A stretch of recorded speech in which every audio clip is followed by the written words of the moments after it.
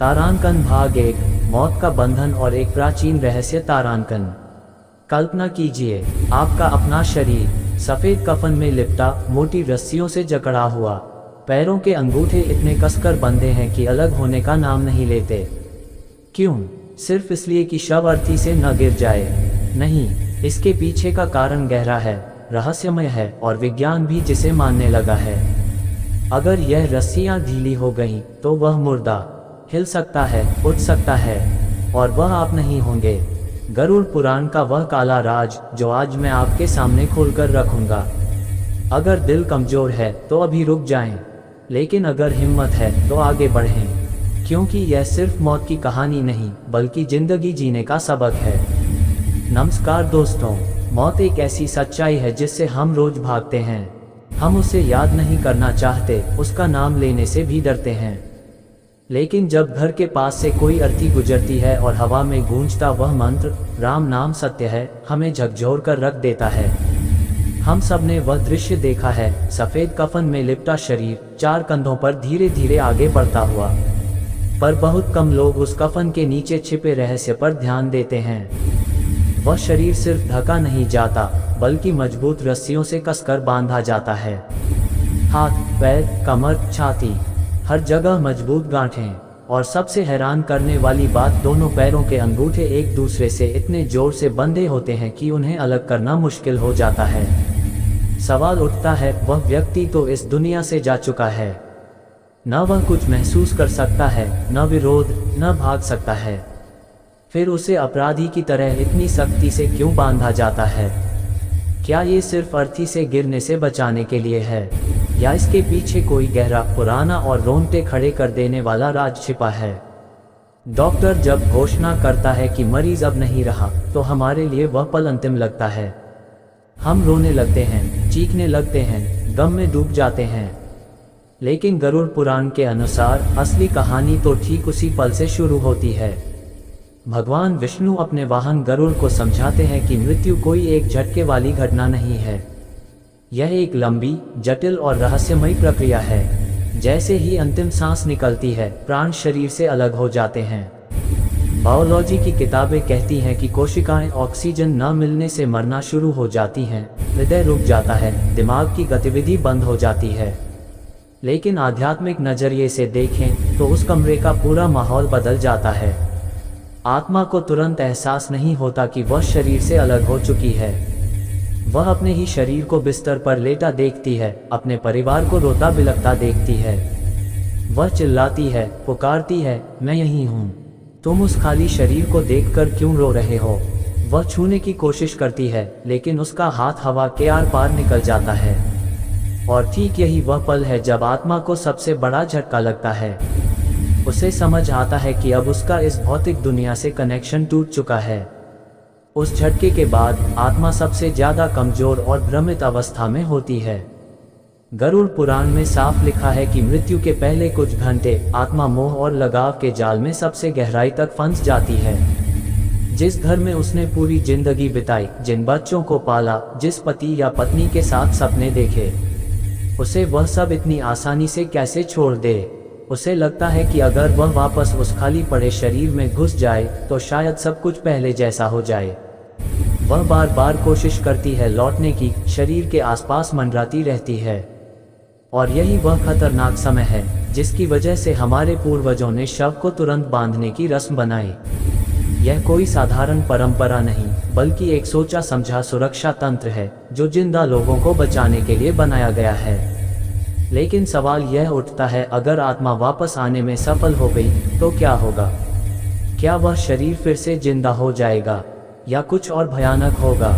इसी सवाल का जवाब हमें अगले भाग में मिलेगा, जब हम जानेंगे कि पैरों के अंगूठे बांधने के पीछे योग शास्त्र और तंत्र विद्या का क्या रहस्य है, और कैसे ये बंधन आत्मा को आगे बढ़ने का संदेश देता है। तारांकन भाग 2। अंगूठों का बंधन और ऊर्जा का ताला। तारांकन। अब सबसे बड़ा और हैरान करने वाला सवाल, शरीर को बांधने के लिए तो कई जगहें थीं, हाथ, कमर, छाती, कंधे। फिर पैरों के अंगूठों को ही क्यों चुना गया? क्या यह महज संयोग है? बिल्कुल नहीं। इसके पीछे योग शास्त्र, तंत्र विद्या और गरुड़ पुराण का गहरा और वैज्ञानिक संबंध है। हमारे शरीर में कुल 72,000 नाड़ियां हैं। इन नाड़ियों में प्राण ऊर्जा निरंतर बहती रहती है। योगी इसे एक सर्किट की तरह देखते हैं। ऊर्जा पैरों के तलुओं से शुरू होकर सिर तक जाती है और फिर सिर से वापस पैरों की ओर लौटती है। जब व्यक्ति जीवित होता है तो ये सर्किट पूरी तरह संतुलित और सक्रिय रहता है, लेकिन जैसे ही मृत्यु होती है ये सर्किट टूटने लगता है, ऊर्जा बिखरने लगती है। फिर भी पहले 24 घंटों में शरीर में कुछ रेजिडुअल या बची हुई ऊर्जा रह जाती है, जो बहुत शक्तिशाली होती है।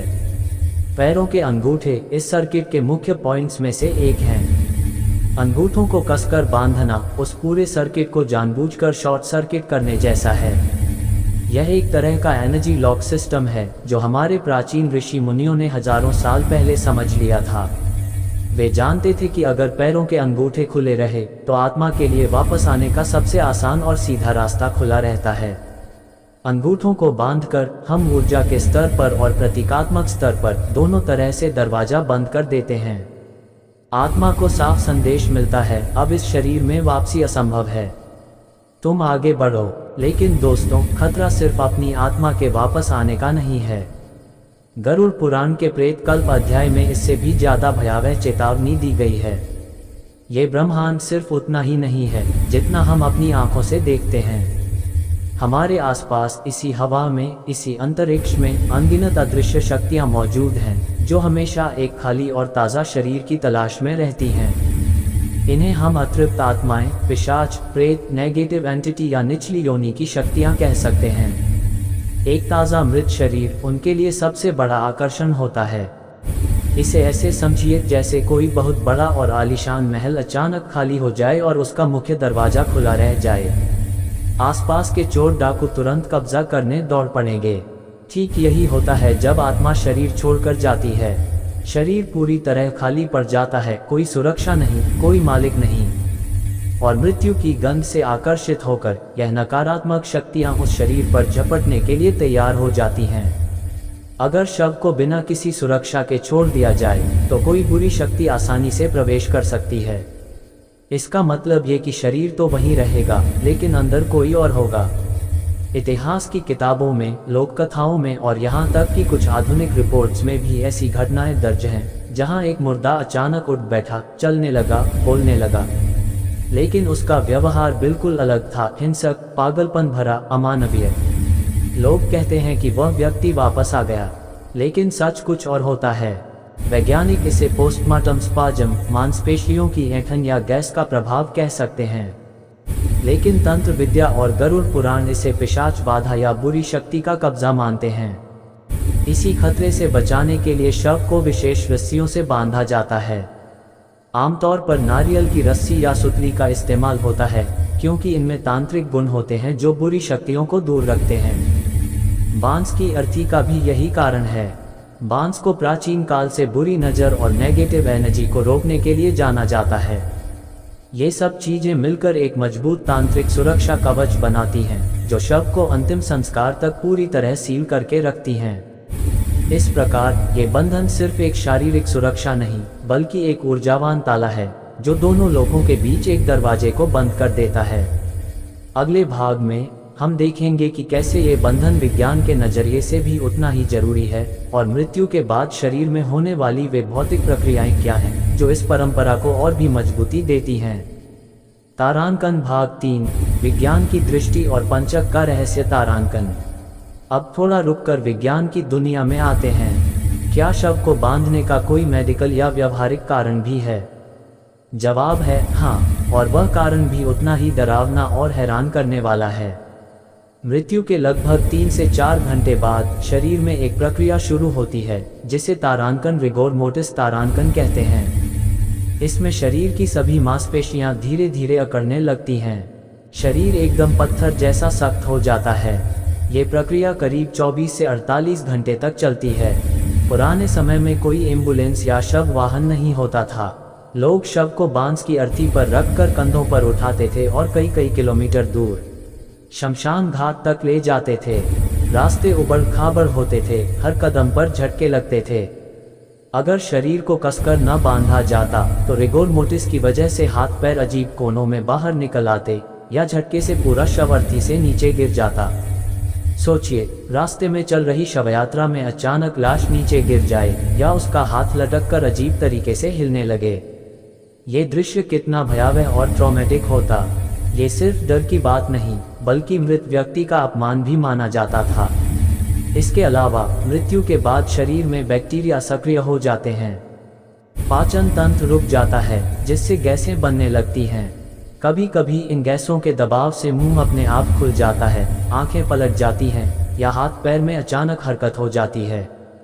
अगर शव पूरी तरह खुला और बिना बंधा हो और यात्रा के बीच में अचानक मुर्दे का हाथ ऊपर उठ जाए या सिर एक तरफ घूम जाए तो साथ चल रहे लोग क्या करेंगे? भगदड़ मच जाएगी। रस्सियां इन सभी अनैच्छिक और अनियंत्रित हरकतों को रोकती हैं। ये जिंदा लोगों को उस दुख भरी घड़ी में और ज्यादा मानसिक आघात से बचाती हैं। हमारे पूर्वज बहुत दूरदर्शी और समझदार थे। वे जानते थे कि मौत का सामना करना इंसान के लिए सबसे मुश्किल काम है। इसलिए उन्होंने ये सारी रस्में और नियम बनाए, शव बांधना, मंत्र पढ़ना, दिशा बदलना, ताकि परिवार के लोग उस समय व्यस्त रहें, अनुशासन में रहें और अचानक होने वाली किसी डरावनी घटना से बच जाएं। रस्सियों ने उस संभावित डर को सदियों से बांध कर रखा है। अब बात करते हैं ज्योतिष की सबसे डरावनी और रहस्यमयी अवधारणा की, तारांकन, पंचक तारांकन। गांवों में आज भी पंडित जी पंचांग देखकर कहते हैं, अरे ये तो पंचक में मर गया, बहुत बुरा हुआ। पंचक आखिर है क्या? ज्योतिष शास्त्र के अनुसार जब चंद्रमा कुंभ और मीन राशि में प्रवेश करता है तो 5 विशेष नक्षत्र एक साथ सक्रिय हो जाते हैं: धनिष्ठा, शतभिषा, पूर्वा भाद्रपद, उत्तरा भाद्रपद और रेवती। इन्हें मिलाकर पंचक कहा जाता है।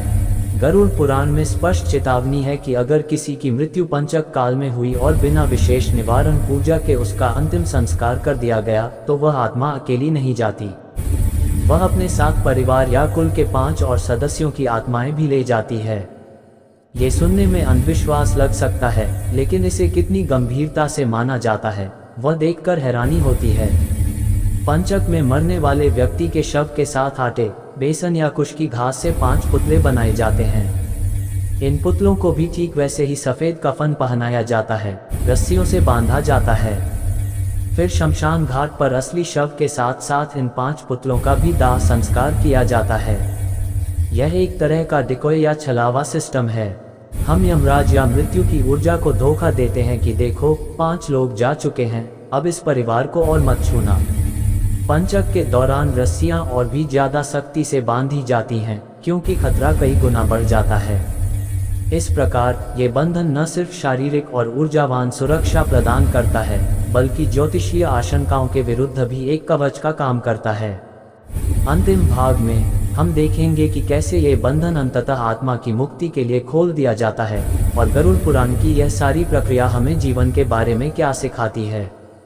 तारांकन भाग 4, मुक्ति का मार्ग और जीवन का सार। तारांकन।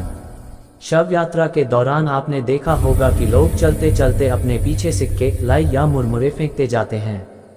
बचपन से हमें लगता रहा है कि यह गरीबों के लिए दान है, लेकिन असली कारण सुनकर आप हैरान रह जाएंगे। गरुड़ पुराण और तंत्र शास्त्र के अनुसार शमशान का रास्ता कोई साधारण सड़क नहीं होता।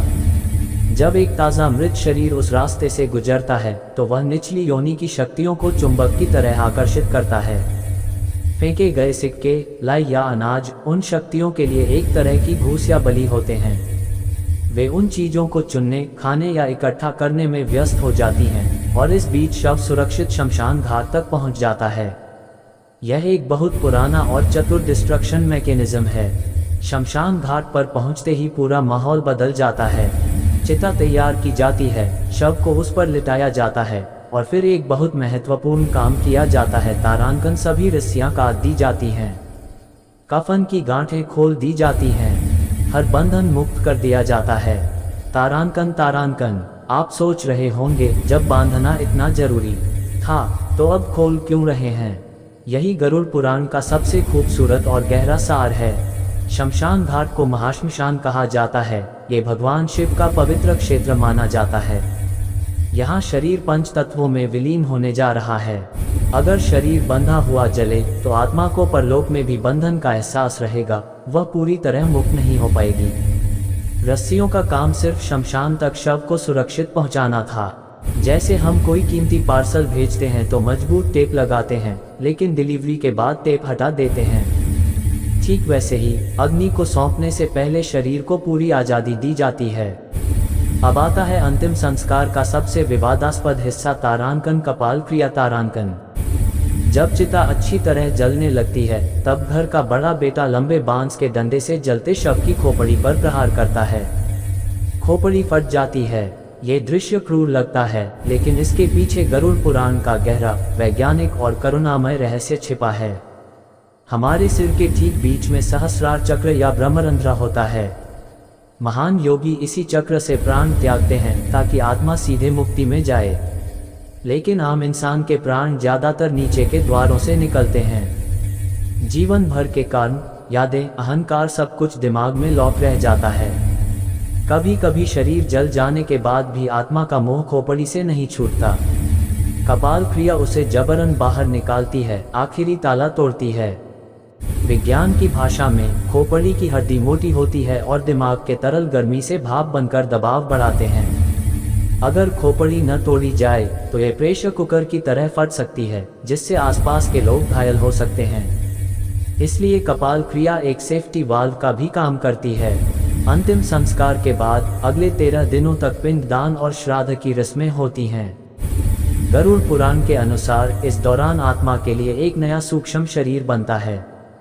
ध्यान देने वाली बात यह है कि हमने मौत के तुरंत बाद अंगूठे बांधे थे और अब नया शरीर भी ठीक अंगूठे जितना छोटा ही बन रहा है। सब कुछ एक पूरे चक्र में जुड़ा हुआ है। तारांकन। निष्कर्ष। तारांकन। तारांकन। हम 21वीं सदी में जी रहे हैं। हमारे पास अत्याधुनिक तकनीक है। ऐसे में ये रस्में हमें पुरानी लग सकती हैं, लेकिन अगर हम गहराई से सोचें तो समझ आएगा कि हमारे पूर्वज कितने महान मनोवैज्ञानिक और दूरदर्शी थे। वे जानते थे कि मौत का सामना करना इंसान के लिए सबसे बड़ा मानसिक आघात है। इसलिए उन्होंने ये सारी रस्में बनाई ताकि दुख की उस घड़ी में लोग व्यस्त रहें, अनुशासन में रहें और किसी अनियंत्रित घटना के सदमे से बच जाएं। गरुड़ पुराण डर दिखाने की किताब नहीं, बल्कि दुनिया की सबसे पुरानी मरणोपरांत मनोविज्ञान की किताब है। ये हमें सिखाती है कि शरीर सिर्फ एक किराए का मकान है। जब किराया खत्म हो जाए तो मकान खाली करना पड़ता है, और खाली करने के बाद उस पर ताला लगाना जरूरी है ताकि कोई अनचाहा मेहमान कब्जा न कर ले। इसलिए अगली बार जब आपके सामने से कोई शव यात्रा गुजरे और आप उन सफ़ेद कफन पर बंधी रस्सियों को देखें तो डरिए मत, बल्कि समझिए कि वे रस्सियां आत्मा की गुलामी का प्रतीक नहीं, बल्कि उसकी मुक्ति की पहली सीढ़ी हैं। वे इस शाश्वत सच्चाई का सबूत हैं कि जो आया है उसे एक दिन जाना ही है। जाने के लिए मोह के धागे तोड़ने पड़ते हैं, लेकिन शरीर के धागे मजबूती से बांधने पड़ते हैं। जीवन बहुत कीमती है, इसे हंसकर जिएं, प्यार करके जिएं, अच्छे कर्म करके जिएं, क्योंकि अंत में हम सबको उसी बांस की अर्थी पर जाना है। फर्क सिर्फ इतना होगा कि किसी के जाने पर लोग आंसू बहाएंगे, दिल से दुआएं देंगे, और किसी के जाने पर लोग चुपके से कहेंगे, अच्छा हुआ चल बसा। यह फैसला पूरी तरह आपके हाथ में है कि आप अपनी जिंदगी की स्क्रिप्ट कैसे लिखते हैं। जय श्री कृष्ण। राम नाम सत्य है। और अब सबसे सुंदर और गहरा पल, शमशान घाट पर पहुंचते ही पूरा माहौल बदल जाता है। चिता तैयार होती है और फिर एक बहुत महत्वपूर्ण काम किया जाता है। सभी रस्सियां काट दी जाती हैं, कफन की गांठें खोल दी जाती हैं, हर बंधन मुक्त कर दिया जाता है। सोच रहे होंगे, जब बांधना इतना जरूरी था तो अब खोल क्यों रहे हैं? यही गरुड़ पुराण का सबसे खूबसूरत सार है। शमशान घाट, महाश्मशान, भगवान शिव का पवित्र क्षेत्र। यहाँ शरीर पंचतत्वों में विलीन होने जा रहा है। अगर शरीर बंधा हुआ जले तो आत्मा को परलोक में भी बंधन का एहसास रहेगा, वो पूरी तरह मुक्त नहीं हो पाएगी। रस्सियों का काम सिर्फ शमशान तक शव को सुरक्षित पहुंचाना था। जैसे हम कोई कीमती पार्सल भेजते हैं तो मजबूत टेप लगाते हैं, लेकिन डिलीवरी के बाद रिसीवर उसे खोल देता है। ठीक वैसे ही अग्नि को सौंपने से पहले शरीर को पूरी आज़ादी दी जाती है। ये आत्मा को अंतिम संदेश है, तुम अब पूरी तरह मुक्त हो। फिर आती है कपाल क्रिया, जब चिता जलने पर खोपड़ी तोड़ी जाती है। ये क्रूर लगती है, लेकिन इसके पीछे भी गहरा विज्ञान है। वैज्ञानिक कारण, खोपड़ी मजबूत होती है, दिमाग के अंदर के तरल गर्म होकर भाप बनते हैं, दबाव बनता है। अगर खोपड़ी न तोड़ी जाए तो प्रेशर कुकर की तरह फट सकती है, आसपास के लोगों को खतरा हो सकता है। आध्यात्मिक कारण, ये आत्मा का आखिरी बंधन तोड़ता है, उसे मुक्ति की ओर धकेलता है। और अब इस पूरी यात्रा का सार। दोस्तों, गरुड़ पुराण कोई डराने की किताब नहीं है, ये दुनिया की सबसे पुरानी मनोविज्ञान और जीवन प्रबंधन की किताब है। ये हमें सिखाती है, पहला, जीवन की नश्वरता, ये शरीर किराए का मकान है, किराया खत्म तो मकान खाली, और खाली मकान पर ताला लगाना जरूरी है ताकि कोई अनचाहा मेहमान घुस ना पाए। दूसरा, मोह का त्याग, जैसे आत्मा को शरीर का मोह छोड़ना पड़ता है, वैसे ही हमें भी जीवन में व्यर्थ के लगाव छोड़ने चाहिए। तीसरा, अनुशासन और कर्तव्य, सबसे कठिन समय में भी रीति रिवाज हमें अनुशासन में रखते हैं। चौथा, मुक्ति की आशा, मृत्यु अंत नहीं, एक नई शुरुआत है। इसलिए अगली बार जब आपके सामने से कोई शवयात्रा गुजरे और आप उन सफेद कफन पर बंधी रस्सियों को देखें तो बिल्कुल भी डरिए मत, बल्कि मुस्कुराए और मन ही मन प्रार्थना कीजिए। समझिए कि वो रस्सियां आत्मा की गुलामी का प्रतीक नहीं, बल्कि उसकी मुक्ति की पहली सीढ़ी हैं। वो रस्सियां इस शाश्वत सच्चाई का सबूत हैं कि जो इस दुनिया में आया है उसे एक दिन जाना ही है। जाने के लिए मोह के सारे धागे तोड़ने पड़ते हैं, लेकिन शरीर के धागे मजबूती से बांधने पड़ते हैं। जीवन बहुत कीमती है, बहुत अनमोल है, इसे हंसकर जिएं, प्यार करके जिएं, अच्छे कर्म करके जिएं, क्योंकि अंत में हम सबको उसी बांस की अर्थी पर जाना है। फर्क सिर्फ इतना होगा कि किसी के जाने पर लोग आंसू बहाएंगे, दिल से दुआएं देंगे, और किसी के जाने पर लोग चुपके से कहेंगे, अच्छा हुआ, चल बसा। ये फैसला पूरी तरह आपके हाथ में है।